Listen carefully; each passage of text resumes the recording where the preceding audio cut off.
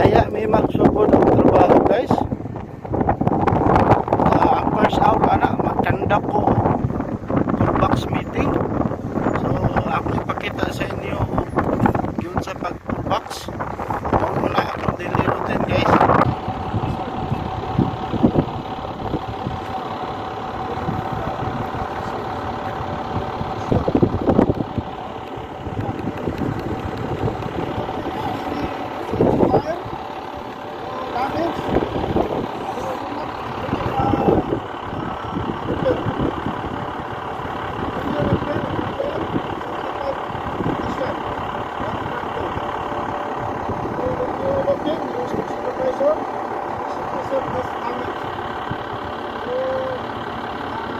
So,